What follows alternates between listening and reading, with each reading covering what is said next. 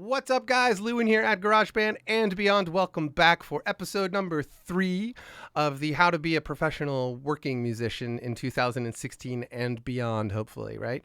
Again, I want to remind people, if you're watching this series, I've already done 1 and 2, and so check out the channel about those. But what I'm really trying to do here is to give you an outline, a framework, whatever you want to call it, on how to be a professional working musician. I'm not trying to teach you how to be a rich, famous rock star, because I have no idea how to do that. But I do know how to be a professional working musician who pays his bills and his rent and stuff like that. So that's what I can share with you, and that's what we're doing here in this series. So if curious, check out the other ones if you haven't already. So anyway, what we're talking about today is how to get paid at your gigs, okay? So this is a big question mark for a lot of young players. You know, how does that conversation begin? How much should I ask for? And one of the things, like, as somebody who has booked bands before, one of the things I remember that was sort of funny from some of the younger guys out there who were, emailing me about gigs, was that they would never ask about the money situation. And then they would show up at the gig and then I would pay them. And then they'd be like, well, that's all I'm getting. And I was like, well, you never negotiated with me, you just never asked, so yeah, that's how much you get, so remember to ask, okay? Don't be ashamed of that part of the conversation. Don't be embarrassed or scared of that part of the conversation. You are providing a very valuable service to these people, and you should be compensated for it. There's nothing wrong with you wanting to get paid for your time, okay? In the last video, we talked about how to get a gig, right? Writing the emails, finding the places, all that stuff. So now let's say they've written back to you and said, okay, look, June 1st sounds great. We would like you to come then. Let us know if you're free on that day, right? So then you write back. This is really easy. Thanks for getting back to us. June 1st looks great. We're all free for that date. How much, what's the money deal? What is the set time? How long will we be playing? Do we need to bring our PA? Or is there a PA system for us to use? Is there a backline we can use? If you don't know what a backline is, that's drums and amplifiers. So your drummer would normally have to bring like cymbals and a snare, maybe a kick pedal, and guitar players would bring guitar pedals, stuff like that. But the backline, you just want to ask about, is there a backline? Okay, so then they write back to you and they hit you with a number and they give you your set times and all the other pertinent details for the show.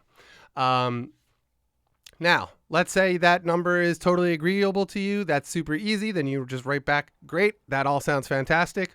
We'll see you on June 1st. Thank you. Here's my phone number if you need to get in contact with me before the gig. Okay, that's easy. Now, the opposite side of that.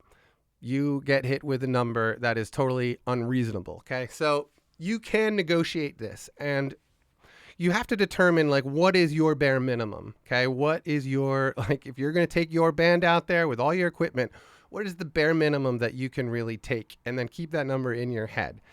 For me, it's $100. If you don't pay me a very bare minimum of $100, I just won't show up to a gig. And, that's just it. I have a lot of time and expensive equipment. There's a long list of reasons why I don't go out for less than that money. So anyway, so you want to negotiate this price. They've hit you. So say you're in a 4-person band like me, okay? They've hit you with a price of $150, but you're thinking more $400. You could probably get down to $350 if you really had to, right? So now you just that's easy. You just send back an email. Hey, thanks so much. If there's any wiggle room on that price, we would appreciate making a little bit more. Keep in mind there's 4 of us coming, blah, blah, blah. You can write not too much of a sob story, but you can give a little context to the number you're about to present. Then you overshoot it by a little bit. You could say, we're looking for $450. We're looking for $500, really. If you can get anywhere close to that number, we would appreciate it. Let us know. If we are totally outside of the ballpark, also let us know. We are willing to work. Now, that last bit, you can decide to put in or not. It's sort of like, it's an open door to them to start knocking down your price, right? But it's an easy way to sort of keep it light and not too heavy. Like, we want $600, right? So it's a way to say, like, listen, we're flexible, but we're also standing up for the fact that we need to be paid, right?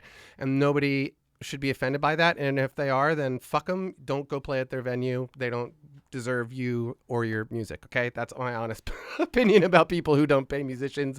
It makes me nuts. You guys, it makes me crazy.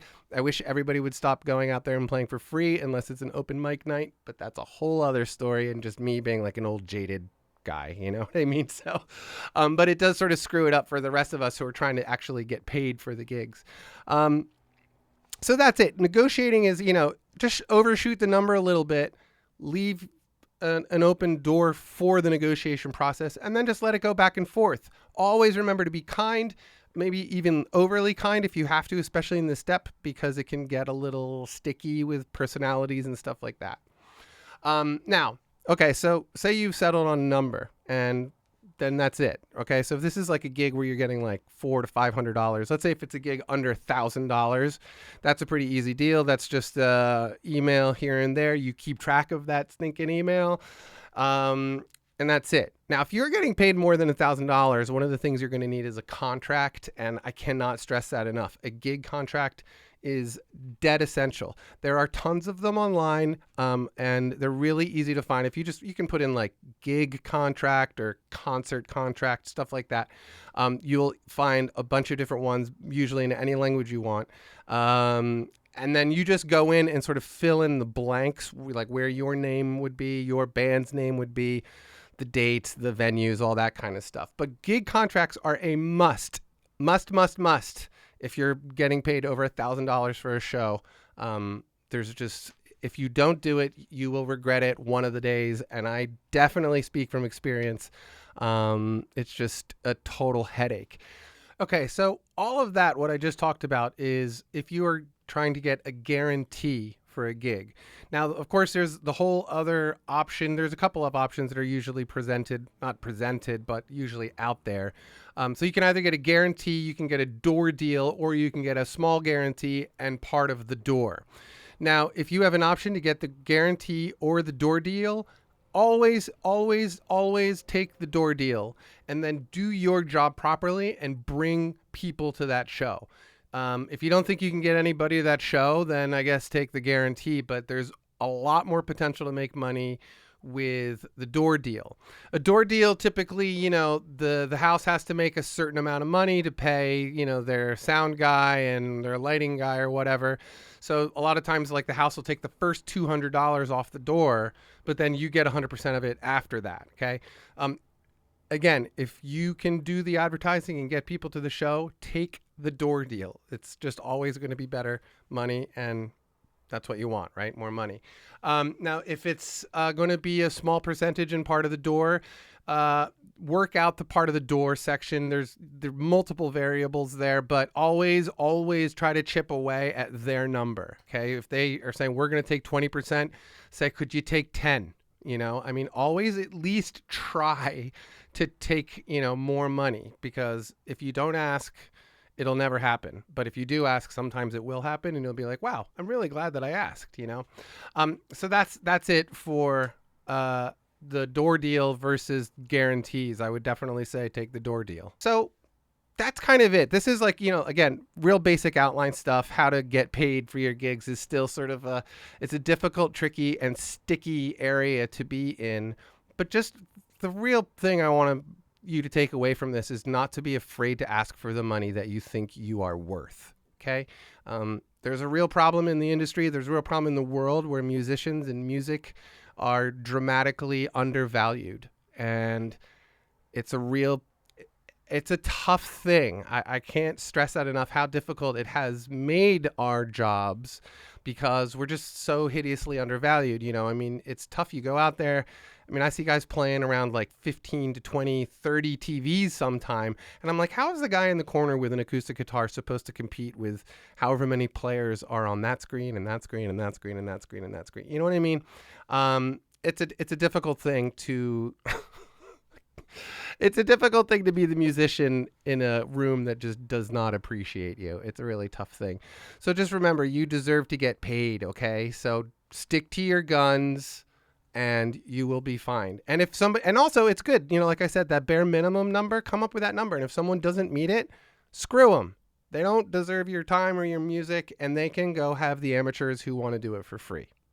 Okay, so again, if you guys have any questions, and if you like or if you have any questions, leave them below in the comment section. We're talking about it on the Facebook page all the time, all that kind of stuff. And if you like this series, and if you'd like to help me make more videos and more interesting videos, I have a guitar build video that's coming up, but I'm trying to get some help from you guys. So if you check out my Patreon page, that's really an awesome thing. If you want to do that, I would really appreciate it. And we want to make better videos for you guys, and we have big plans, but I need help to do it. Okay, so check out the Patreon page. I'll talk to you guys soon. Hope this wasn't too rambly scrambly. I'll talk to you soon. Later.